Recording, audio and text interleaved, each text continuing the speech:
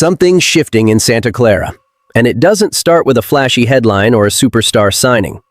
It starts with a quiet, almost inevitable goodbye in the trenches, a speed problem Seattle made us feel up close, a real internal tug-of-war about which line you fix first, and one trade rumor that could flip Levi's Stadium upside down. Here's the question I want you to sit with from the jump. Do you want safe, or do you want to swing big? Because I'm telling you right now, the craziest part of this whole offseason might not be the move everyone's going to tweet about. It might be the boring decision that either protects Brock Purdy or leaves him holding the bag when the lights get bright in 2026. And yeah, if you're part of the faithful, do me a favor. Hit like, subscribe, and make sure you're here for the whole thing, because I'm circling back at the end to tie all of this together. When I say there are easy decisions this offseason, they're easy in the dangerous way. Because letting Spencer Burford walk feels obvious, and maybe it is, but obvious in the Bay usually comes with a hidden bill. Burford was a fourth-round pick. He started 16 games as a rookie, and for a minute, it looked like we might have found that cheap, steady guard you keep around and build with. Then year 2 hit. The rotation started. The confidence dipped. And yeah, that Super Bowl moment became a stamp in a lot of fans' minds. From that point on, he felt more like an emergency patch than an actual plan. And 2025 made it crystal clear. He ended up starting 9 games, but it wasn't because he went out there and snatched the job and never gave it back. It was injuries, attrition, shuffling, trying to survive week to week.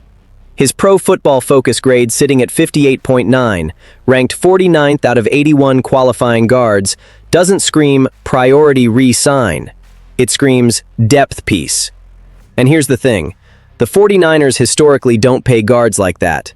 They'll invest at tackle, sometimes at center. But guard? Not usually. That's part of why Aaron Banks left and the front office didn't panic. The mindset is simple. Don't overvalue the position. So if Burford comes back, it's on a low number, in a reserve role, if he comes back at all. Over the cap assigns about a $910,000 value to what he gave in 2025. That's backup money, not starter money. But here's the alert everyone needs to hear. With Purdy's cap hit starting to take real bites, every "we'll just figure it out later" decision on the offensive line becomes a multiplier. A shaky line doesn't just mess up pass protection, it changes Kyle Shanahan's menu. You start calling plays to hide problems instead of attacking matchups. You shrink the field. You turn every drop back into a timer. And then Purdy gets blamed for plays that were dead on arrival. This is where the faithful is going to split. One side is going to say, move on, he's replaceable. The other side is going to say, at least he knows the system, don't reset everything. I'm more on the turn the page side, but only if that page isn't replaced with another mid-season scramble. Because the real issue isn't who leaves, it's who steps in. So let me ask you, do you want a cheap, just good enough guard so you can survive?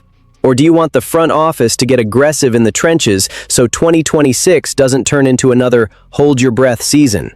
Keep that thought, because there's another piece out there that's less expensive than it sounds, and it changes how defenses have to play you. And we saw it hurt us. You know the detail almost nobody is talking about while we debate cap space and offensive line continuity? Pure speed. Not a solid route runner. Not a reliable target. I mean that one player who steps on the field and the defensive coordinator immediately has to back up the safeties. We felt that against Seattle. Rashid Shaheed isn't their top option. He's not the face of their offense. But he is the kind of weapon that forces different coverages, changes special teams, and turns field position into points in a blink. And that doesn't fully show up in a box score. Last season, he had 59 catches for 687 yards and 2 touchdowns. In the playoffs, 3 grabs for 78 yards. Nothing that jumps off the page. But he's also one of the most explosive kick and punt returners in the league, and we all know how one bad field position swing can wreck a game plan. Here's what nobody's really discussing. What if that kind of piece was on our side? In Seattle, he's a complementary player with Cooper Kupp and Jackson Smith-Njigba ahead of him. In San Francisco, he could have a real role. Not as the featured star, but as the consistent deep threat that changes geometry. The 49ers need speed that actually stretches the field. Someone who makes the safety hesitate for half a second. And that half second is where Shanahan lives. That's where chunk plays are born. And once you add that kind of vertical stress, the run game breathes easier. Play action gets cleaner. Defenses stop crashing downhill with the same confidence. It's a domino effect. And don't ignore special teams. How many times did we start drives pinned because returns went nowhere? That matters over the course of a season. Now this is another spot where the faithful is going to argue. Some fans are going to say, "We don't need a gadget guy, we need consistency." I get it. But Shaheed isn't just a gadget. He's structural. He forces respect deep every single snap he's on the field. That changes how teams bracket your tight end, how they handle the backfield, even how aggressive they can be with the pass rush. So be honest, would you rather spend on a slower, predictable name, or take the cheaper kind of chaos that actually bends coverages? Because if we're talking trenches on one side, this is a philosophical choice on the other. Do you want power, or do you want explosive stress? And that question ties directly into the biggest argument of the offseason. Which line matters more right now? Everybody points at the defense first. We need more sacks. We need help for Nick Bosa. We've got to hunt quarterbacks. And yes, that's true. The sack total in 2025 was ugly. But let me challenge you. What if the most urgent issue isn't bringing down their quarterback? It's keeping ours upright when it matters. Because this isn't offense versus defense in a vacuum. This is impact on the scoreboard. When the defense is healthy, it can still be nasty. A fully healthy Nick Bosa changes protections. A healthy Michael Williams across from him changes the math. Fred Warner cleans up the rest. The ceiling is there. What crushed us was injuries and the lack of consistent rotation. So a lot of people talk themselves into, "We'll be fine if we're healthy." But health isn't a plan, it's hope. And building an offseason on hope is how good teams end up making excuses in December. Now look at the offense. The run game wasn't as efficient as it needs to be. Pass protection was acceptable most of the year, but when the competition leveled up, especially against Seattle late, the offense froze. 9 total points across the last 2 games against them. 9. That's not just play calling. That's getting beaten at the point of attack. That's losing the first collision. And when you lose the first collision, everything else becomes harder. Seattle made a smart strategic choice. Instead of trying to out-offense everyone in the division, they leaned into defense and brought in Mike McDonald, a defensive mind built to give Shanahan and this offense real headaches. And it worked. They didn't try to copy us, they tried to stop us.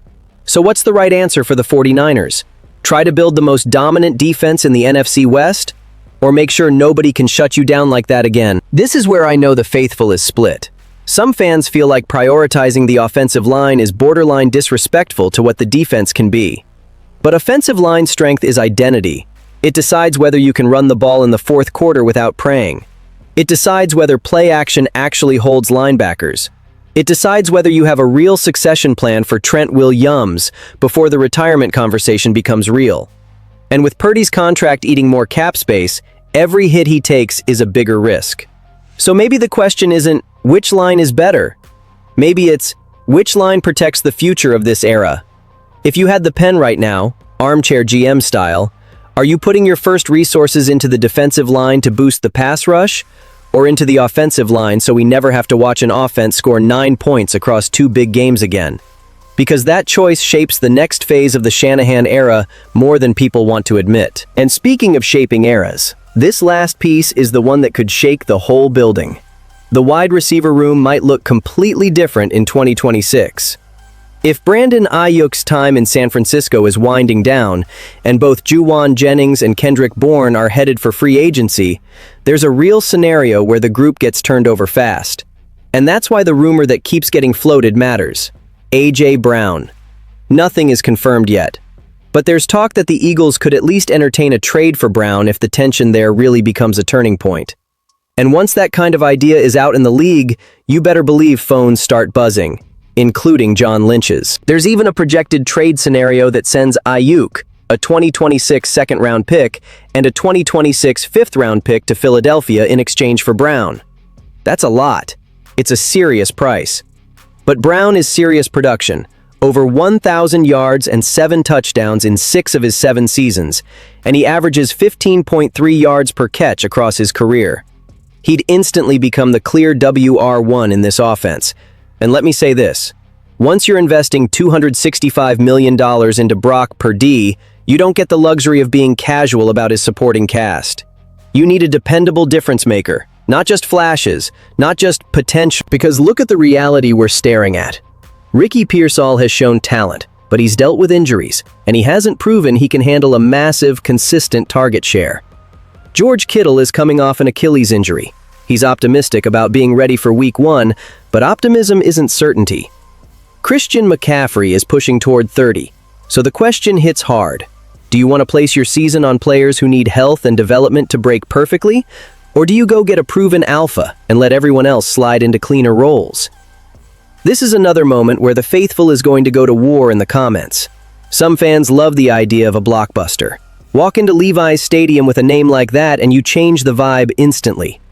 Others will say giving up premium draft capital and including Ayuk is too steep. And then there's the locker room side. Does it fit the culture? Does it click with the chemistry? Because talent without buy-in can wreck a season. But from a football standpoint, the impact is obvious. Brown forces double coverage. That opens the middle. It frees up the backfield. It makes 3rd and long feel less hopeless. It gives Shanahan room to be aggressive in the red zone. And in a world where the quarterback cap hit is climbing, maybe the simple logic is maximize the window while you can. If that move happens, the offense changes immediately. If it doesn't, you're betting hard on internal development and draft hits. So here we are. Everything converges into one identity decision. Moving on from Burford isn't just saving money, it's admitting you need better protection in front of Purdy. Adding a speed threat like Shaheed is choosing explosive stress over comfort. Prioritizing the offensive line over the defensive line is betting that control beats reaction. And chasing an A.J. Brown trade is saying the window is right now. And here's the craziest part I promised. Sometimes the least glamorous move, fixing the trenches, is the move that makes the blockbuster actually work. Because if you can't block, it doesn't matter who you trade for. If you can't stay on schedule, it doesn't matter how good the route is. So I'll leave you with this. Do you want instant spectacle or sustained dominance? Drop your answer in the comments, and don't be scared to disagree with each other. I want to see where the faithful really stands. And if you're riding with the 49ers through this whole offseason, make sure you're subscribed.